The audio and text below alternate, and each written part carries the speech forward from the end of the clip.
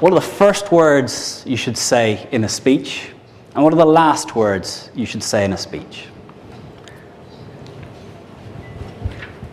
Now, tomorrow, I don't know how many of you are speaking, but I guarantee if you go to conferences, 19 out of 20 speakers will start in one of these ways.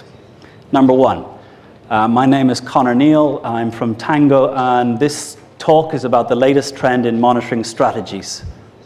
Now, all of you are sitting with a piece of paper in front of you that says, I'm Connor Neal, I've come from Ireland, and I'm going to talk about Tango 04 and this. So, by repeating what you already know, I'm giving a signal that it's a time to get your BlackBerry out. I've just signaled that this talk is opportunity to reconnect with BlackBerry, make sure the office is okay, maybe get some plans together for the weekend.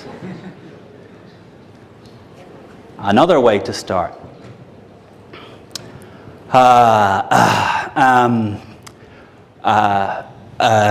The lights, the mic's working. How much time have I got? Okay, right.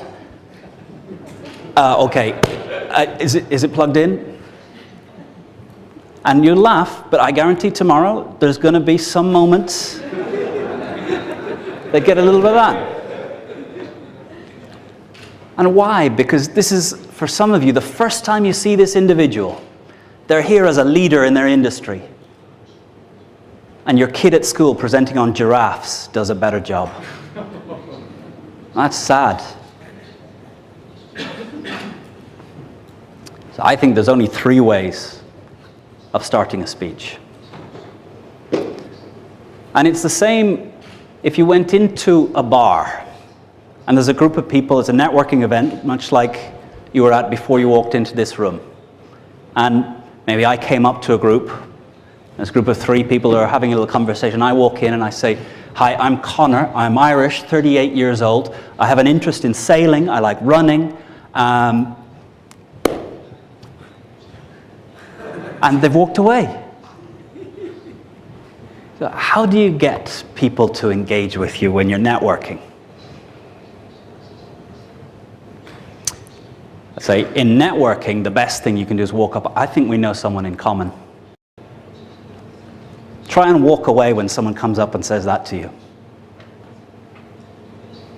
Hopefully you've done your research so you do know that you know someone in common, but with LinkedIn, you can find out who knows who on anyone you want. So, how to start a speech? First way, with a question that matters to the audience. How do you phrase a problem that the audience faces in a question? So that'd be the 3rd best way of starting a speech. The 2nd best way of starting a speech is with a factoid that shocks. There's more people alive today than have ever died. There's more people alive today than have ever died.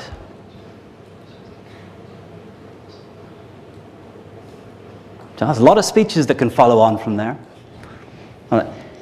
Every 2 minutes, the energy reaching the Earth from the sun is equivalent to the whole annual usage of humanity. All the energy, all the cars, everything moving, all the lighting, all the air conditioning of the world in 1 year is equivalent to 2 minutes of sun. Does that change how you think about energy? So, what's a fact that shocks the audience into rethinking? And Google has transformed your ability to get at these facts. Given 2 or 3 minutes, you can find out, 1, whether anything I've said is true, but you trust me because I looked the part and I'm from ESA. Those are, in fact, 2 true facts. I usually get someone come up to me at the end, are you sure? How do they measure dead and alive? But it's true. And it's not even close. But the best way to start a speech and the way that I hope all of you use from now forward, is the same way we start a story to a child. Now, how do we start a story to a child? Érase una vez. Once upon a time. And what happens when you say once upon a time? I can tell you what happens when I say once upon a time. My daughter leans forward, gets ready to hear, engages. And we were all trained as kids to know when a story's coming. We also know when a teacher is about to deliver a 40-minute boring lecture that has no impact on our lives. But in business, you don't hear Jack Welch saying once upon a time. Steve Jobs doesn't start his speeches once upon a time. So there's a grown-up way of saying once upon a time. And if you listen to the conversations that are interesting around you at a dinner table, in a networking event, if you listen to the people that are gathering, the group of 8 that are listening to them, the way they're talking is different. The way they start is different. The way you tell stories as an adult is, in October, it was the last time I was in this room. There were 120 people in the room, and I was having a little conversation with one of the world experts on public speaking. And he said something to me. He said something to me that's had me thinking ever since. He said something to me that changed what I think about what's important in speaking. So now I can pause for about 30 seconds, 2-3 minutes, and you want to know what he said. So, in speaking in sales, we assume self-interest. So if you can tell a story from your own life that connects you to why this topic is important to you, why you first joined the company, when you first saw someone benefit, and you saw how their life was changed. And I think here, exploring what quality of life means for you.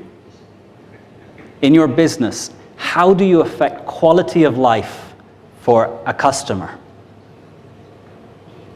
Because that's where the stories that will start to connect you to the audience will come from. Because stories are about people. They're not about objects, they're not about things. It's about the people behind the things.